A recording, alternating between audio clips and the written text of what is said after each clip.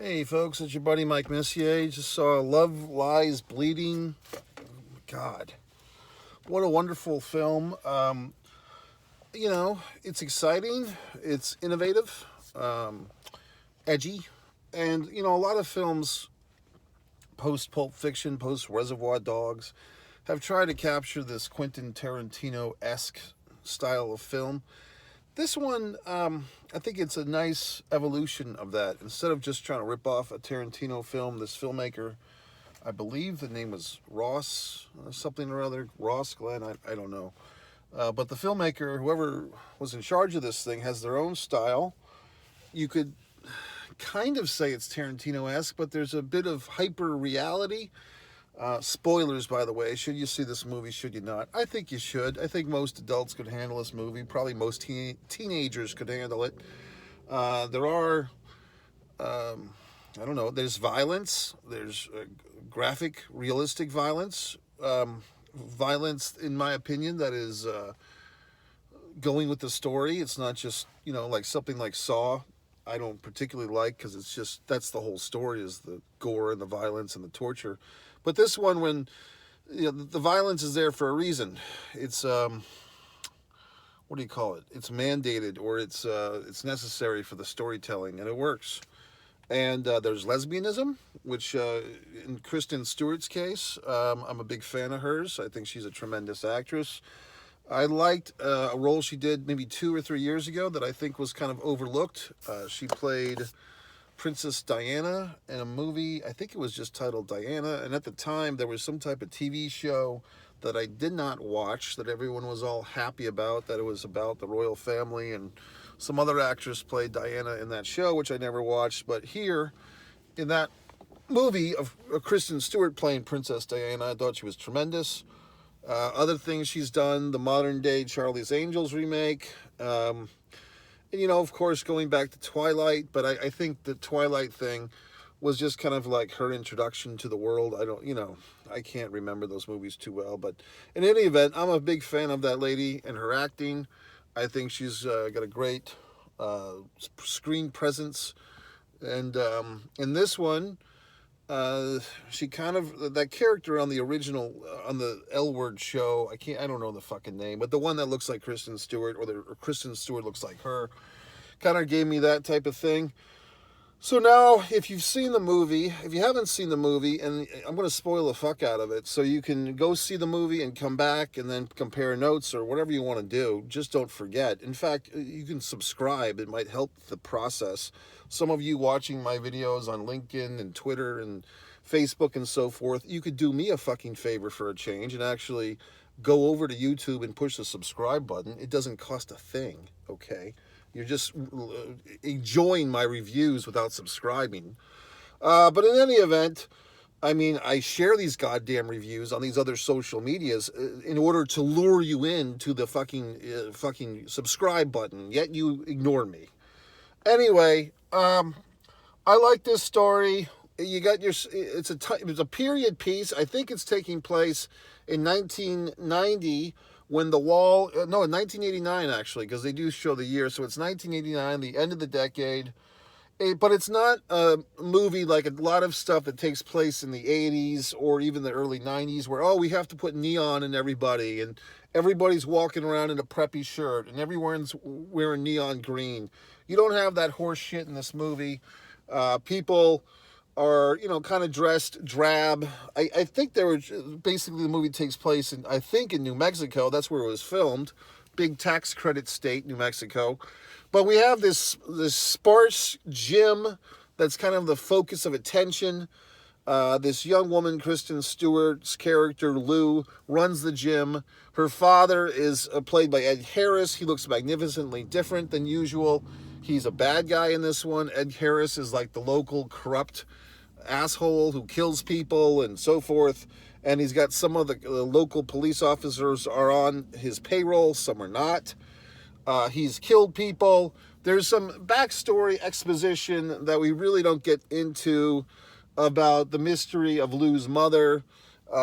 Did the Ed Harris character kill her off, or what the fuck? Who knows? Then we have all this so forth and so on. One thing that I was a bit confused on, once again, if you've seen this movie, we can compare notes. I was a bit blurry as to whose Lou's father was. Initially, I thought Lou's brother-in-law was her father, okay? But it was actually her brother-in-law. I kind of like my version better because if it was the brother-in-law who fornicated Jackie, Lou's new, you know, if it was the father, like if the brother-in-law was the father and he fornicated Jackie in order for her to get the job at the shooting range, and then suddenly the daughter would be dating a woman that her own father fornicated. But that is not the case. So I was just a little blurry. Maybe I missed a word or two. Kristen Stewart and the actress playing her, I think, older sister, I'm guessing, they don't really look very similar. Like, they're not even in the ballpark of the same looks. And granted, some siblings are like that. Like, there are sets of siblings where there's no resemblance. I just find that in a film, even if the two characters have dark hair or blonde hair or something that gives them the resemblance that they could be siblings. And like I fucking said, I know in reality there are times when you have siblings that are full-blooded siblings, same parents and everything, and they don't look anywhere near each other. So yes, it's possible.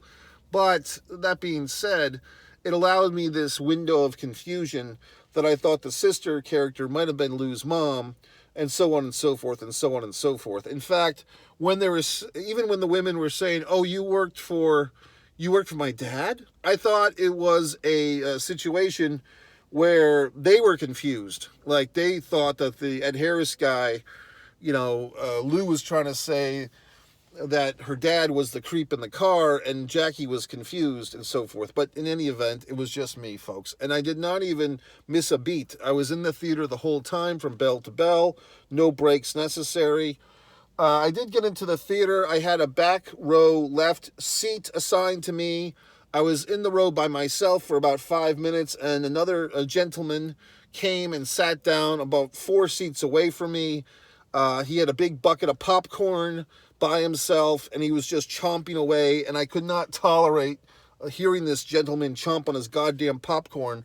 So I went to not the front row, but the third row, which was the handicapped friend row, and I sat in a handicapped friend seat because I am a friend of the handicapped and everybody. However, there was no one with a wheelchair or anything that came into the theater that needed that a seat. If they did, I would promptly leave it. So I sat kind of in my own little island away from assholes, but I could hear people. There wasn't a ton of people in the audience, maybe 7. I could hear there was some LOL moments, laughing out loud. There was some hushes. I had a few audible gasps. I had a few audible moments when I just couldn't control myself, because this is a type of movie, especially I wasn't really sure what the story was going into it, where I was just getting provoked to make noise, okay? So I enjoyed it. I mean, this is a good ride. Like the stuff at the end where, once again, fucking spoiler, when Lou kind of like Incredible Hulks up and becomes like 50 feet or 100 feet tall. See, that's cool. See what I'm saying? Like, some people, and I've been in this situation where you're making a movie, because I do, one man on a camera films. You can see my movies made for a fraction of the cost of these fucking movies, not by my choice. But in any event, seeing that moment, it's like, well, this works. Like, because that is a pivotal moment in the film and also the filmmaker's career, where the soft thing to do, or the reliable thing. Okay, Lou comes back. She's all fucked up. She goes and she defends, not Lou, but Jackie comes back to defend Lou against the evil father. And then Jackie ends up getting shot and killed, and Jackie's the sacrifice, or whatever the fuck. Or someone sacrifices for someone, and the end of the movie comes, and one of the two women is driving the truck with the cat out to wherever the fuck by themselves. That's like the soft choice. This filmmaker, whoever the fuck it was, male or female, I don't know, they doing an Incredible Hulk thing where suddenly this character that we've seen in realism now for an hour and a half is suddenly Incredible Hulking and becoming 100 feet tall.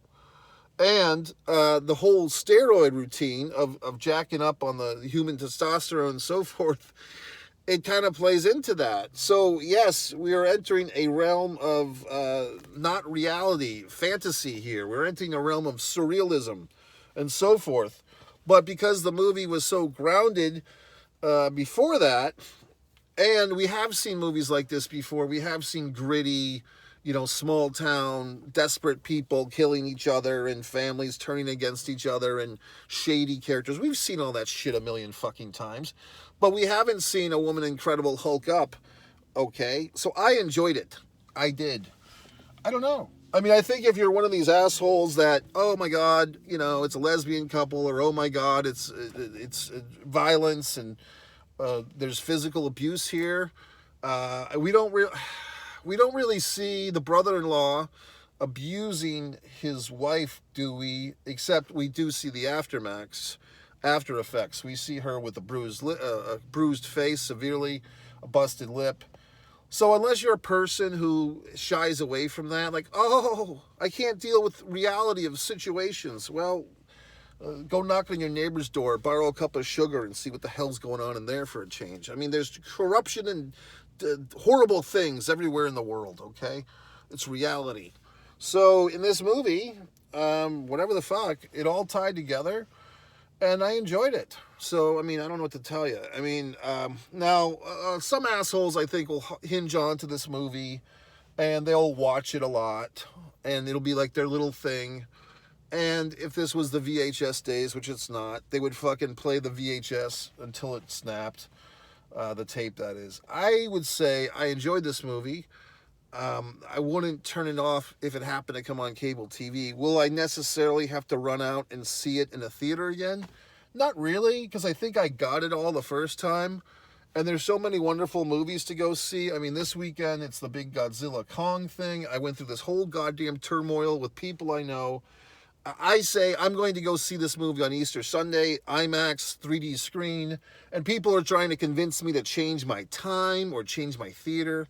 That's why I keep things to myself sometimes, because people, you tell them your wonderful fucking plan, instead of just going along with it. They want to tweak it. They want to modify it. Well, get your own goddamn plan, okay? So anyway, that's when I'll see the Godzilla Kong. Of course, just as I fucking predicted, because I was thinking to see that movie basically today. It didn't happen.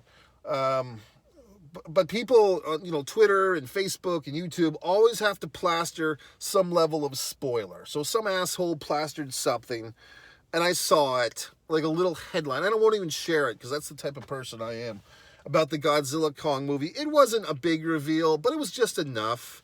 Assholes always fucking do that. Like, if they saw some goddamn movie or TV show that you didn't see, and you say, hey, please don't say anymore, because I'm going to go see it. Okay. Well, I'll just say this. And they rattle off some goddamn fact of the project, of the movie or the TV show that you haven't seen yet, and you just fucking requested them to keep their goddamn mouths shut, but they're not capable of doing so. I mean, the human existence is deplorable. I remember at one point I was working with a gentleman in a dinner theater production. We were both actors in this thing, and there was some boxing match that had occurred, and basically I had recorded the boxing match. It was some big fight, and I basically said to the other gentleman, I said, please, because we were both kind of mild boxing fans, and he said, oh, did you see that fight? And I said, I actually recorded it. I don't know the result. Please don't tell me. And of course the asshole says, oh, well, I'll just say this. It was a great 15-round fight. God damn it, I ruined the story. It was a great 12-round fight. This is not 1981. It was a great 12-round fight. So basically what he's telling me is, I'm not going to tell you who won, but I'm going to ruin the goddamn suspense of you wondering if there would be a knockout in rounds 1 through 12 by telling you that it's a 12-round fight. Okay, flying asshole. Did you have to do that? No, but you fucking did. Thanks. So any goddamn way. Whatever the fuck. Some asshole commented on one of my videos.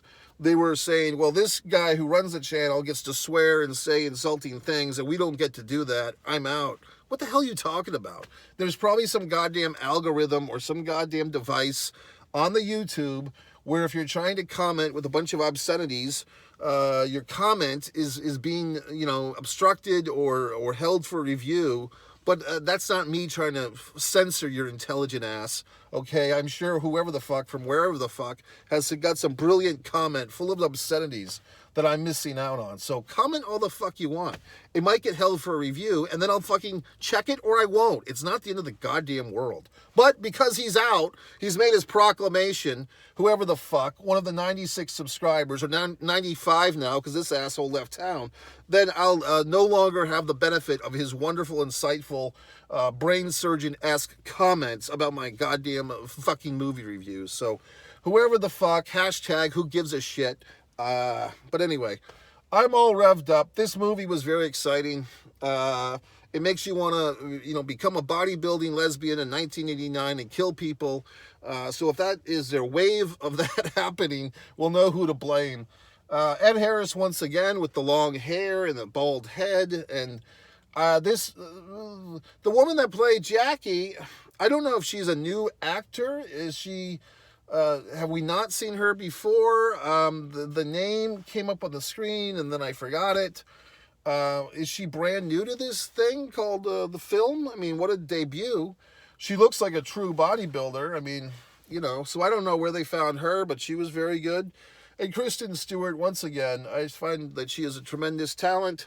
I'm not sure how old she is. Maybe she's 35, 36, but she's going to have a big career. She might be 30. Who knows? She might be 32. But I find her to be a tremendous actress. Ed Harris, very good to see him in a role where he's not trying to save a boat from sinking or whatever the fuck. And the scumbag playing the brother-in-law, what a scumbag.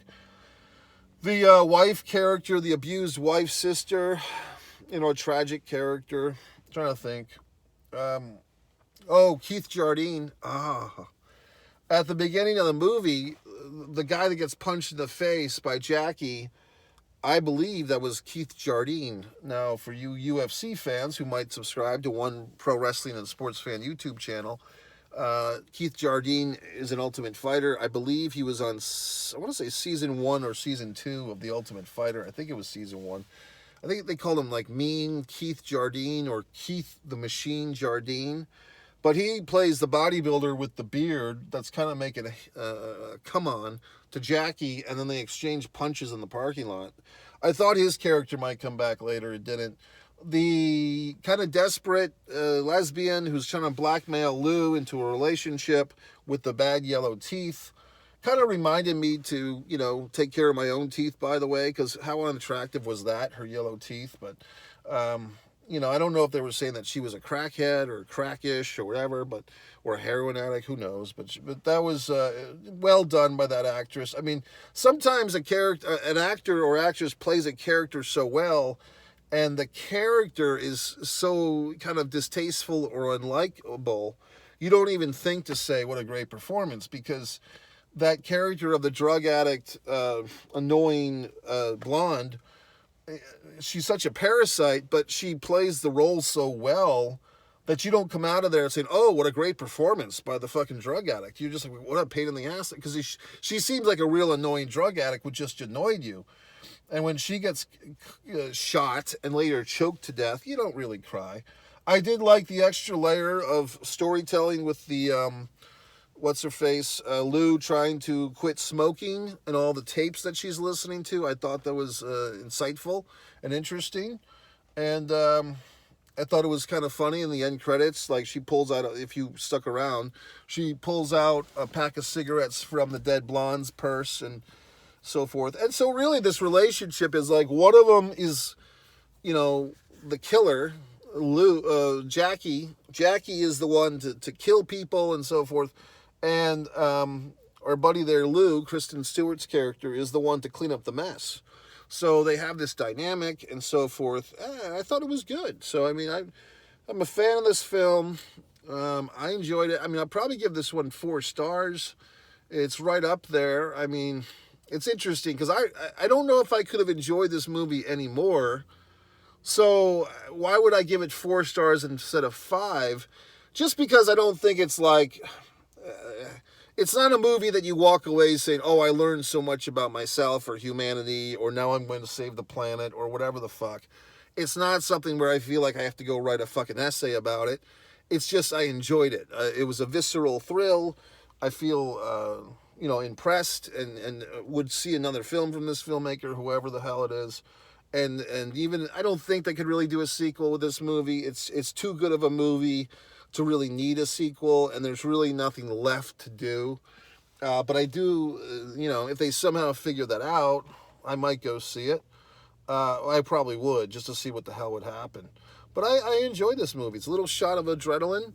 The title, what was the title? Was it Love Lies Bleeding? That might be my only, I don't think the title is great. It's those titles of movies that are just like headline words thrown together, and Love Lies Bleeding. Yes, sort of. I mean, I'm trying to think of where the lies are, per se.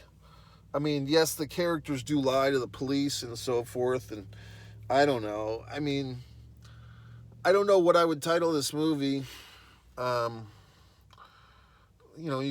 are the characters' names? Lou and Jackie. No, that's lame. Could you have a play, somehow have a play on weightlifting or bodybuilding and murder? I don't know. I don't know. I really don't. I guess I don't have a better title, so, I don't have a better title, but I don't think the title was good. I think it's too hard to remember. Love Lies Bleeding. I mean, it's not a good title. It's not. I mean, I know a good title when I hear it. And this one, it's kind of vague, because all these words we've seen in other movie titles, bleed or blood for this, bleed for this. Love is in a million fucking movie titles. Lies, sex lies and videotape amongst others. So I don't know. I don't have a suggestion.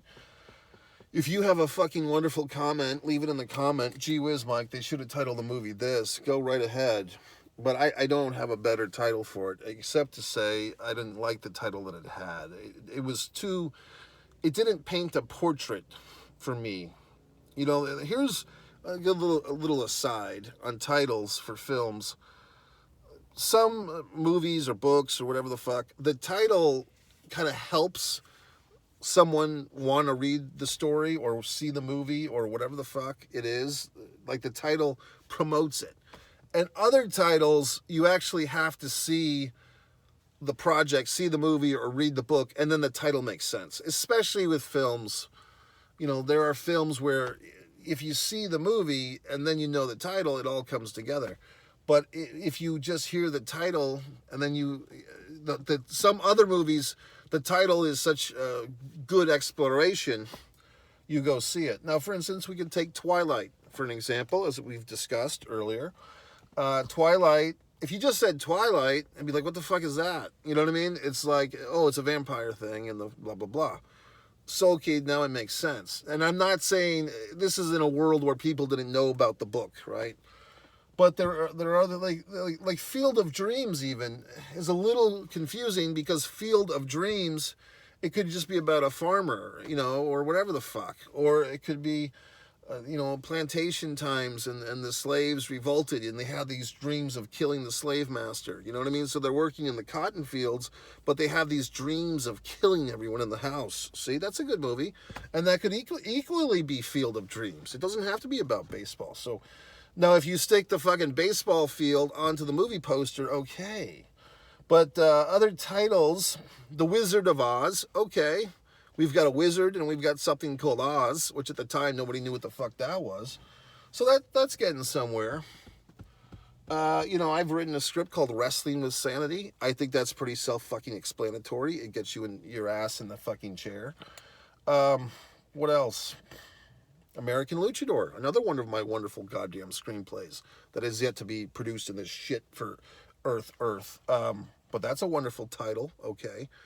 Now, I do have a script, Also Ran, that I've written, a wonderful script, award-winning, and really doesn't make any fucking sense. Like, it presents a mood, and it does make sense if you see the movie. But if you just say also ran, it's kind of like it's a mood, and it does make a hell of a lot of sense once you see the movie, but it may not be as hooky as the other titles. I'm trying to think. Give me a title for a film here. Silence of the Lambs. Is it The Silence of the Lambs or just Silence of the Lambs? That's some type of Mandela effect. I thought it was The Silence of the Lambs. Yeah, because you might think it's about a farm, like with the lambs are silent. You know what I mean? Like, unless you see the fucking movie and hear Hannibal Lecter and Clarice and all this horse shit, then how would you fucking know that his little lamb story is a bigger metaphor for whatever the fuck, for evil or whatever? So there you go. That's not a great title if you really think about it. It's a great title once you've seen the fucking movie. What else? What else you got for me, assholes? I don't know. Well, here you go. See the movie? I don't even know. King Kong and Godzilla, or Kong and Godzilla and Kong, whatever the fuck. Yeah, okay, because those entities have been established. So yes, we get the picture. The Godzilla -1. I mean, I still don't really know what the fuck that means, but I mean, you still have Godzilla. If you have some character, Star Wars is an interesting one. I mean, if you had never heard, if you knew nothing of Star Wars and you saw Star Wars, I think it would paint a portrait still of sci-fi. Maybe that's about it. I mean, you get the war in there. That's pretty clear that there's conflict. You have star, which would denote outer space shit, or, you know, something like that. But maybe not. I mean, you could say, oh, is this about movie stars? You know, in the 1970s, they still had movie stars back then. So you might just see Star Wars. Oh, is this is this fucking John Travolta and you know, whoever the fuck, you know, Marlon Brando or Al Pacino having a conflict? What is this? So anyway, folks, I don't know. This is a whole other thing, and I think I'll just sign the fuck off. But anyway, MikeMessier.com. One Pro Wrestling and Sports Fan YouTube channel, One Artist Mike Messier. All you people tell me how great I am, but yet none of you fuckers subscribe, which is pissing me off. So One Artist Mike Messier for the art, One Man and a Camera Films for my wonderful films, and One Mike Messier, you're here now. Or you just click the fucking link and you subscribe. So that's it, folks. Wonderful time at the film. Good job, everyone.